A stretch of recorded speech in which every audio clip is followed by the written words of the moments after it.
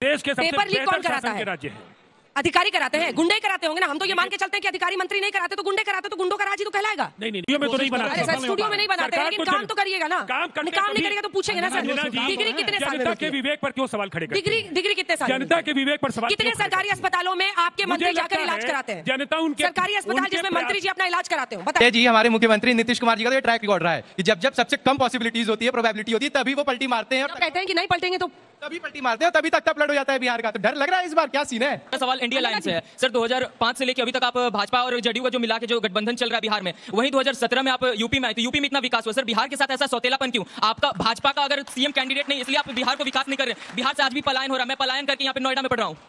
इतनी खराब नहीं है बिहार जितना पोर्ट्रेट किया जाता है। उन लोग के चक्कर में मत आइए। उनके चक्कर में बिहार में कुत्ते घूमते थे अस्पताल में और भैंस का बाड़ा बंधा रहता था। और उसी दौर में आप डॉक्टर सच्चाई नहीं है। दरभंगा मेडिकल कॉलेज में कुत्ता था। उसी दौर में आप डॉक्टर भी बने थे। सच्चाई है कि नहीं? लालू यादव कुछ को काटने के लिए दौड़ा था। लालू जी पे सीएम को कुत्ते काटने दौड़ गया था दरभंगा मेडिकल कॉलेज में।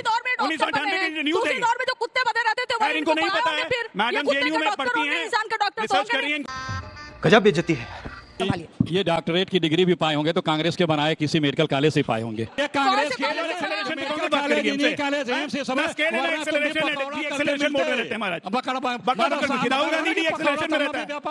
नमस्कार दोस्तों, स्वागत है आपका गोदी मीडिया शो में। दोस्तों वीडियो बहुत ही मजेदार होने वाला है क्योंकि आज आप देखेंगे भाजपा के प्रवक्ता अजय आलोक और जेडीयू के प्रवक्ता राजीव रंजन दोनों से जनता ने जैसे ही शिक्षा और स्वास्थ्य पर तीखे सवाल पूछे, इनके पास जवाब ही नहीं थे और इनके जले पे नमक तो अंजना ने छिड़क दिया। अंजना ने भी आखिर इनसे शिक्षा और स्वास्थ्य पर सवाल पूछ ही लिया। इसके बाद तो दोनों के हाव भाव ही बदल जाते हैं। दोस्तों डिबेट में आरजेडी प्रवक्ता कंचना यादव और कांग्रेस के प्रवक्ता अखिलेश प्रताप भी थे। इन्होंने भी अजय आलोक और राजीव रंजन के खूब मजे लिए हैं डिबेट में। तो बने रहिए इस शानदार वीडियो में अंत तक।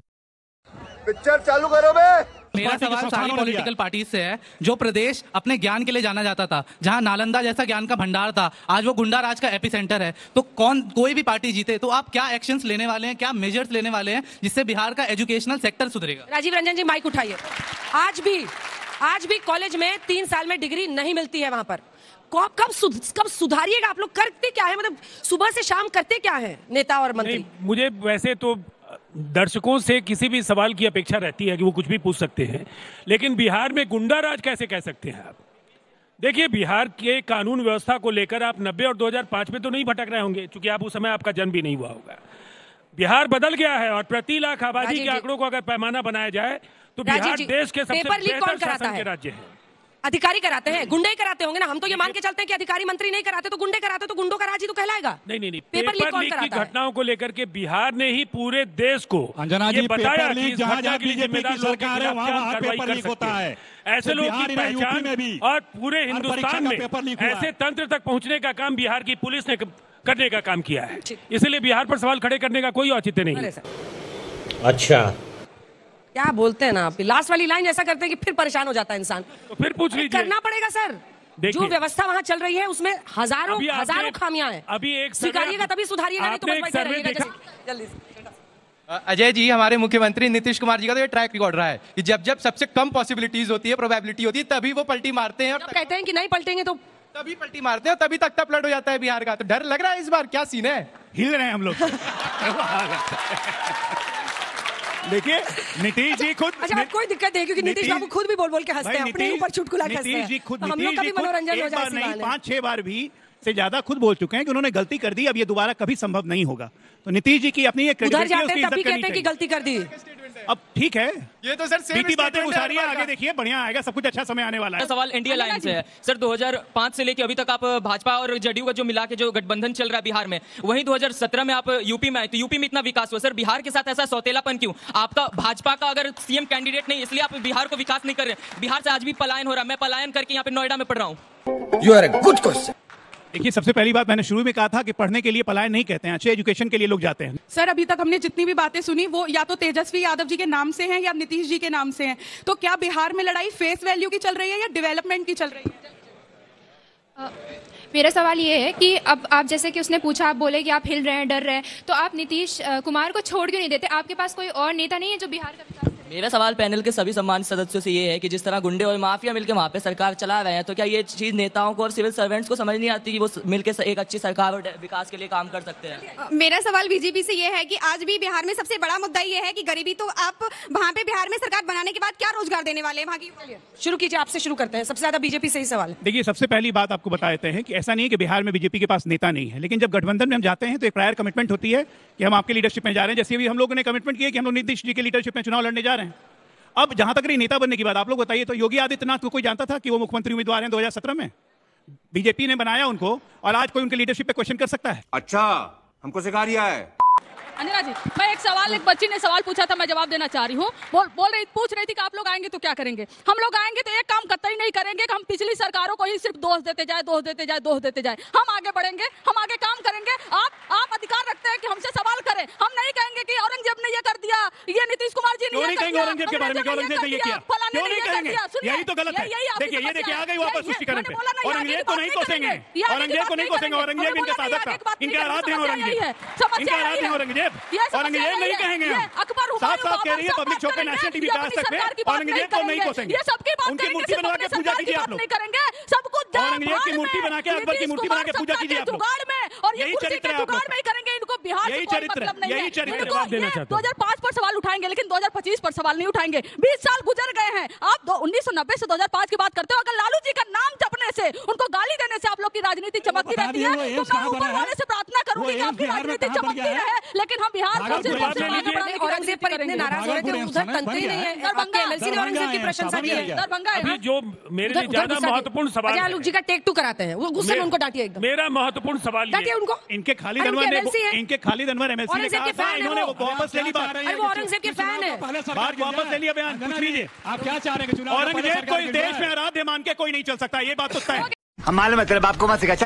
लालू प्रसाद यादव का नाम जपने से आप लोग को वोट मिलेगा या काम पे मिलेगा? काम के नाम पर गिनाने का है क्या आपके पास? देखिए, बिहार के उस काले दौर को कोई याद नहीं करना चाहता है, हम भी नहीं करना चाहते हैं। लेकिन जब ये कहेंगे कि ये शासन अभी भी काला अच्छा दौर काम चल नहीं, रहा है जनाब। अरे ऐसा नहीं कीजिए। पर्चे लीक कब हुए? वो बोल रहे हैं उसके बाद से। राजीव जी बोलिए। इसलिए याद दिला दिया। देखिए, सबसे पहली बात ये है, 2 बड़े सवाल आए। पलायन, 5 करोड़ लोगों का पलायन हुआ था और ये संख्या घट करके 3.29 CR हो गया। 3 करोड़ 29 लाख लोगों का पलायन ही अब बचा है। 12% से ज्यादा का गिरावट पहले ही हो चुका था। और इसकी वजह क्या है? कोरोना के समय स्किल मैपिंग के जरिए अनेक लोगों को उनके हुनर के हिसाब से काम सौंपा गया। 12 लाख नौकरियां और 38 लाख। आपको मैंने इंटरप्ट किया था? नहीं किया था ना? आपको इंटरप्ट मैंने किया था। अगर पढ़ी लिखी है तो निसंदेह आपको सुनना चाहिए। 50 लाख लोगों को तो सीधे तौर पर राज्य सरकार 38 लाख रोजगार, 12 लाख नौकरियां और 92 लाख परिवारों को 2-2 लाख रुपए हर एक सदस्य को उनको लघु उद्यम शुरू करने के लिए दिए जा रहे हैं। कुल संख्या जोड़ लीजिए और इन पर आश्रित परिवारों की संख्या जोड़ लीजिए।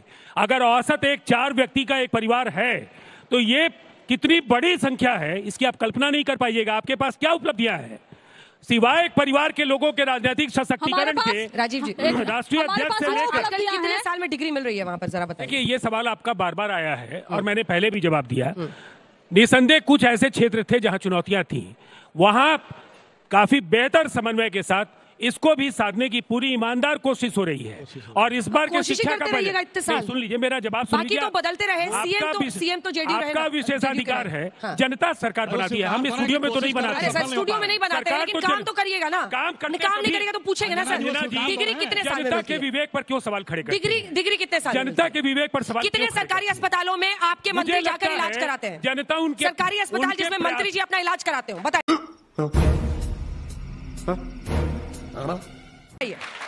मैं आपको बस पता नहीं बिहार को लेकर के क्या लोगों के मन में क्या आग्रह है, क्या दुराग्रह मैं नहीं जानता हूं, लेकिन मैं इतना जरूर कह सकता हूं, हमारा स्वाभिमान है बिहार की जनता। सवाल का तो जवाब दीजिए ना। जवाब ले लीजिए अंजना जी। बिहार की जनता ने क्यों भरोसा किया? उन्हें लगा कि एक मुश्किल दौर से बिहार को उबार कर लाने का काम नीतीश कुमार जी ने किया और विकसित राज्य बनाने का संकल्प भी नीतीश जी ने पूरा करेंगे। नीतीश जी ने ही बिहार की जमीन तैयार कर दी है जहां विकसित राज्य के पास में हम खड़े होंगे। शिक्षा के लिए 20,000 करोड़ रुपए का अभी बजट में 60,000 करोड़ रुपए का आवंटन और 20,000 करोड़ का स्वास्थ्य के लिए। शिक्षा और स्वास्थ्य को लेकर के जो बड़े बजटीय प्रावधान है, निसंदेह उनसे इन चुनौतियों को हम अवसर में बदलेंगे। लगातार केंद्र सरकार की सहायता जारी है। बहुत ही प्रतिष्ठित संस्थान भारत सरकार के बिहार में भी आए हैं। डिग्री टाइम पे मिलने में मिलेगी। आपको केंद्र से क्या चाहिए मदद? मतलब ये तो आपका काम है साहब। मैंने केंद्र का नाम उस सवाल तो नहीं लिया है। इतनी राशि मिलेगी तभी होगा। मैंने केंद्र के प्रति आभार प्रकट किया कि उन्होंने भी बिहार के लिए बहुत कुछ अच्छा किया। डॉक्टर साहब बताएंगे। मैं कह रहा हूँ, आपने कहा सरकारी अस्पताल, मैं खुद डॉक्टर हूँ और मैं इसलिए बता रहा हूँ, आज भी बिहार में, पटना में खासकर, first line of treatment PMCH ही है। इमरजेंसी हो जाएगा, लोग पीएमसीएच ही भागते हैं। लोग की बात नहीं कर रहा, मंत्री की बात कर रहा हूँ। वो भी पीएमसीएच जाता है या एम्स जाता है। और क्या बोला तूने? जाता है या एम्स जाता है। और आज मैं, आप कुछ भी बोलो, ये नहीं सुनने वाला। आपको बता, छोड़िए नहीं, आप जाके देख लीजिए। चीफ सेक्रेटरी तक जाके एम्स में या पीएमसीएच में भर्ती होते हैं या इंदिरा गांधी कार्डियोलॉजी में होते हैं। पटना के हॉस्पिटलों की गुणवत्ता पे इतना शक नहीं करना चाहिए। पूरे बिहार, दिल्ली में भी देश के बिहार के ही डॉक्टर इतनी खराब नहीं है बिहार जितना पोर्ट्रेट किया जाता है। उन लोग के चक्कर में मत आइए। उनके चक्कर में बिहार में कुत्ते घूमते थे अस्पताल में और भैंस का बाड़ा बंधा रहता था। आज की तारीख में 40 जिले में 40 मेडिकल कॉलेज अस्पताल है। ये क्या काम करेंगे? क्या काम करेंगे? उसी दौर में आप डॉक्टर बने थे। दरभंगा मेडिकल कॉलेज में कुत्ता था। उसी दौर में आप डॉक्टर भी बने थे। सच्चाई है कि नहीं? लालू यादव कुछ को काटने के लिए दौड़ा था। लालू जी पे सीएम को कुत्ता काटने दौड़ गया था दरभंगा मेडिकल कॉलेज में। 1998 की न्यूज़ है। दौर में जो कुत्ते बने रहते थे यार, इनको नहीं पता है। मैडम जेएनयू में पढ़ती हैं, रिसर्च कर रही हैं, इनको नहीं पता बिहार के बारे में। चले जाइए, सबसे ज्यादा ट्रीटमेंट कराने दिल्ली एम्स में बिहार के लोग आते हैं। दरभंगा में एम्स का न्यूज़ भी नहीं पड़ा हुआ, उद्घाटन पहले हो गया। ये नॉलेजेबल है, लेकिन सच्चाई है कि वो बिहार से बहुत दूर रही हैं। जेएनयू में पढ़ी है, बहुत अच्छी पढ़ी लिखी मेरी बहन है, छोटी बहन अच्छी बहन है, अच्छा बोलती है। आवाम का असर है, लिबरल का असर है, तो बोलती है। लेकिन सच्चाई है, ये क्या है बोल रहे चाचा? इनको तो ये नहीं पता बिहार में जिला कितना है।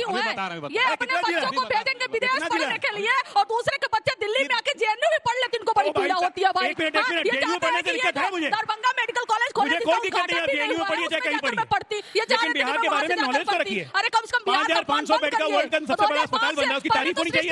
ही नहीं हुआ था 2005 से पहले सृष्टि का नहीं हुआ था। 5,500 अस्पताल को बंद कर देंगे क्या? मणिपुर सत्ता में के साथ 2005 से पहले बिहार नहीं था, बिहार का नक्शा ही नहीं था। नक्शा बना तब जब आए नीतीश कुमार। 2005 के पहले ये पटना यूनिवर्सिटी में नीतीश कुमार भी पढ़े थे। हिम्मत नहीं हो रहा है, कहा गाड़ फाट गई। 2005 का पहले बना हुआ है। विधानसभा में बैठकर डिबेट करते हैं। 2005 के पहले बना हुआ है। क्या चाहिए आपको? इतना बिहार से बदनाम करते हो? कांग्रेस पार्टी की तरफ से मोर्चा संभालिए। ये डॉक्टरेट की डिग्री भी पाए होंगे तो कांग्रेस के बनाए किसी मेडिकल कॉलेज से पाए होंगे।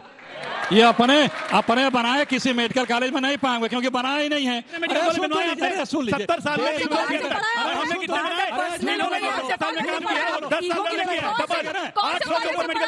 क्या बात कर रहे हैं? चलो रेट ऑफ गति और स्केल और एक्सेलरेशन का बात कीजिएगा। ये कांग्रेस के एक्सेलरेशन में कौन बात करेगी हमसे? कॉलेज है स्केल एंड एक्सेलरेशन है, डी एक्सेलरेशन मोड रहते हैं महाराज।